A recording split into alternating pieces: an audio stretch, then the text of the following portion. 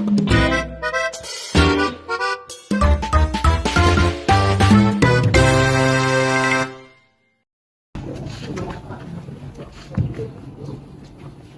datang Ibu. Silakan Ibu. Terima kasih saya ucapkan kepada Ibu Zara dan Bu Dia yang telah meluangkan waktunya untuk bernegosiasi rapat kita kali ini. Di sini saya ingin menunjukkan grafik dari PT Garuda kita.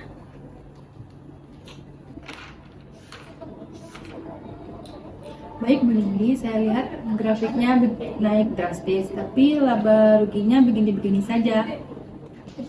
Itu namanya fase transisi Ibu, dari rugi ke untung kan butuh proses. Baiklah, mari kita selesaikan dengan angka yang konkret bukan melalui filosofi bisnis. Bu Nindi bisa jelaskan bagaimana valuasi yang Anda tawarkan? Kami menawarkan 20% saham dan harga perusahaan 100 miliar, berpotensi naik 300% dalam waktu jangka 3 tahun. 300%, potensi 300%-nya dari mana Ibu Nindi? Mantap Bu, saya memiliki tim riset yang solid. Proyeksinya berdasarkan tren pasar yang memiliki skill yang optimis. Bu Nindi, saya lihat di sini utang perusahaan 45 miliar, aset perusahaan cuma 60 miliar. Kalau dihitung-hitung lebih banyak hutang daripada harapan ya Bu? Struktur modal memang harus diperbaiki. Bu Nindi, bagaimana rencana pelunasan utangnya? Nah, makanya kita butuh investor nih, Bu Dia dan Bu Zara. Ya, butuh modal segar ya buat memperbaiki struktur win-win solution. Win-win untuk siapa ya Bu? Kami masuk dengan modal besar, risiko hutang ditanggung bersama. Harga 100 miliar itu terlalu mahal untuk kondisi sekarang. Tapi Bu Zara, kita punya jaringan distribusi ke 15 kota loh, dan juga sales kita juga tersebar ke seluruh pulau Sumatera. Jaringan distribusinya memang bagus, tapi produknya tidak laku konsisten. Saya lihat penjualan bulan lalu 2 miliar, padahal targetnya 5 miliar. Itu gapnya hampir 60% loh Bu. Bagaimana kalau begini Bu Nindi? Harga perusahaan diturunkan menjadi 80 miliar. Sebagai kompensasi, investor mendapat kursi di jajaran direksi untuk memantau operasional.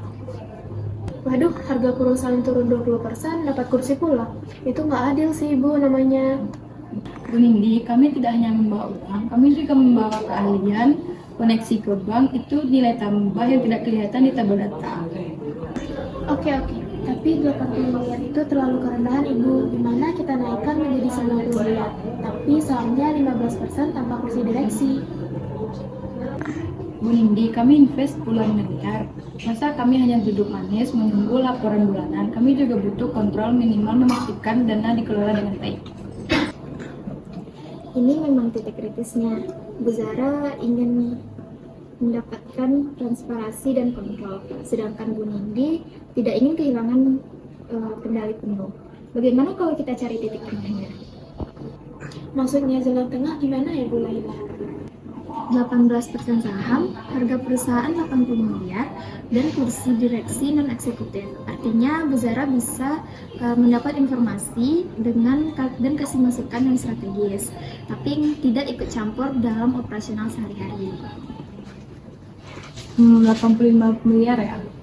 Masih tinggi sih, tapi kalau dapat 18% dan kursi non-eksekutif bisa saya pertimbangkan. Maaf Ibu Laila, maksud dari kursi non-eksekutif itu apa ya?